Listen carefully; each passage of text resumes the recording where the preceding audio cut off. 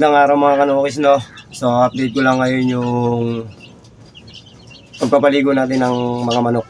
Dahil sobrang init ng panahon, pinaliguan natin sila, no?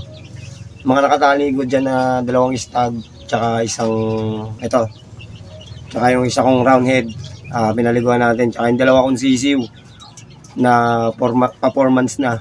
Pinaliguan ko sila ngayon dahil sobrang init, no? Ang panahon ngayon medyo ibang init sa mga manok.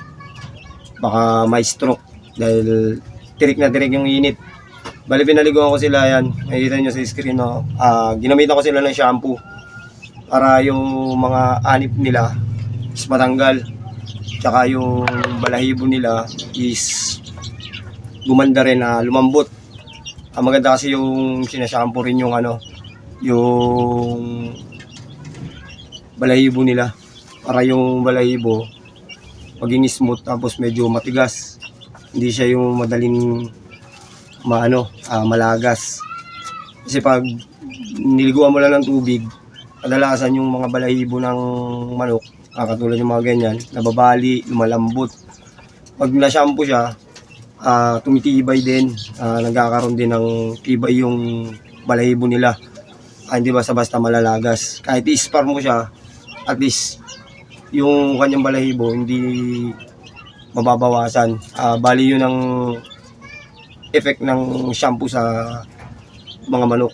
Tsaka yung kuto nila at tsaka yung anip ba, yung mga anip nila natatanggal. Hindi rin sila natabuhan ng lamok kasi yung ginamit natin, yung shampoo na ginamit natin is may protection siya sa sa mga lamok. Hindi siya didikitan ng lamok.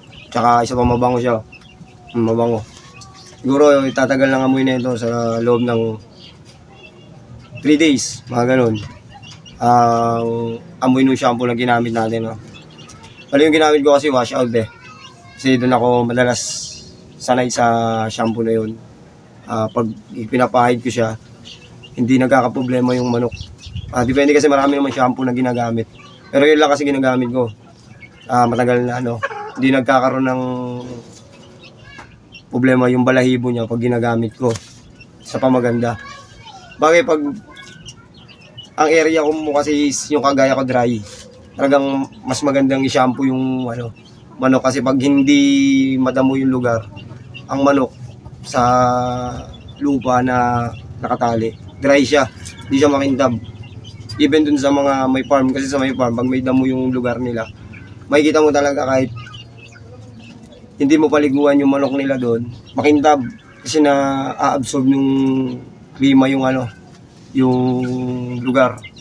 Kumbaga yung damo nagkakaroon din ng reflect doon sa balahibo ng manok nila kasi isa yun sa pinakang kailangan ng manok Kailangan makakain sila ng damo kasi meron silang nakukuha doon na parang vitamins din, pero depende, hindi ko rin masabi kung pero yun, maganda talaga yung pag may damo. Kasi itong sa area ko wala. Dati may damo pero nawala na, hindi na sila tumubo. Yung ibang damo doon lang sa may hindi sila pwede doon kasi may ako doon may kanal. Baka makain mo ng tubig, mahirap na. So ang ginagamit ko na lang is shampoo. Kasi yung shampoo, kahit papaano, magkakaroon ng protection yung kanilang balahibo. Yan, katulad niya, kumikintab diba? Kaya kung kagaya yung area ko, tapos wala ring damo, gusto nyo mapaganda yung balahibo ng mga manok nyo, pag pinaligo nyo, gamitan nyo yung shampoo. Tapos, balawan nyo ng tama para ma-absorb ng katawan niya yung yung shampoo na ginamit natin, Bali yun lang, mga kanokis, in-update ko lang. Kung sakali, paligo kayo ng manok ngayon kasi napakainit. Kasi mamamatay yung mga manok natin sa sobrang init. Pag nakaligo yung manok, hindi sila tatablan ng sobrang init. Kasi pag napaliguan mo manok, nagtutuyutok pag sobrang init, mga 1 oras. At least, anong oras na yun? Siguro kahit mga 2:00, okay na yun. Hindi na gano'ng mainit yun sa katawan ng manok. Pero pag mga alauna, tirik na tirik, tapos ang manok natin ay nasa silong lang, kahit nasa silong, pwede pa rin may stroke niya kasi mainit pa rin, may sumisingaw pa rin init. Diba, kung tao nga sa bahay, mainit. Eh, paano pa kayo mga manok na nakatali lang? O mas maganda, basahin yung lugar. Pero, base sa experience ko kasi pagka ganun binasa ko yung paligid ko, tsaka yung lupa ko, nagkakasipon yung manok. Pero hindi ko lang alam sa iba. Pero sa akin ganun eh, pag binasa ko yung area ko, yung lupa, pag sumingaw, matik yun, nagkakasapon yung manok ko, lalo na yung sisiw. Parang may singaw siya. Parang hindi rin maganda yon. Pero sa iba, ginagawa siguro pag may damo. Baka maganda yun pag may damo kasi hindi sisingaw yun, may damo eh. Yung sa akin kasi wala. So sa iba, huwag nyo na lang din. Wag nyo, kung sa iba, huwag nyo nang anuhin. Huwag nyo nang basahin. Pag kagaya nung sa area ko na malupa na hindi naman madamo. Kasi sa experience ko, ganun talaga nagkakasipon. Pero kung depende sa inyo pa rin, kung sa inyo ba binabasahan nyo, hindi nagkakasipon, baka sa ano ko lang yon sa paligid ko lang siguro, no? So yun lang mga manokis na, update ko lang. Bali, itong mga manok ko ngayon na kapag turok na ako ngayon, tapos napurga ko naman sila, tapos magbaligo tayo. Iwas sakit na rin yun.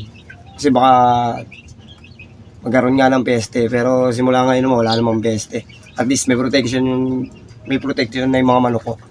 O sa inyo rin, sana bago magtapos tong buwan ng tag-init, nakaprotection na yung mga manok nyo para hindi tamaan ng sakit kasi ganun yun. Pagka walang tawag dito, hindi nyo na focus yung manok nyo, matik yun, magkakaroon ng virus. Baka may virus papasok dun sa manok nyo. At least, safety nyo na lang. So, ayun lang. Kita-kits tayo mga kanokis na sa susunod na video. Sana mapaayos ko na yung iba kong area kasi bala kong paayos yung iba kong area kasi may mga sisiw. Ipaglalagay ko na sila sa mga dapat nilang maglagyan, no? Sa susunod makapag-out tayo ng manok. Antabay na rin lang sa susunod na laban ko kaso medyo matagal pa, ano pa yung sisiw ko, maliliit pa.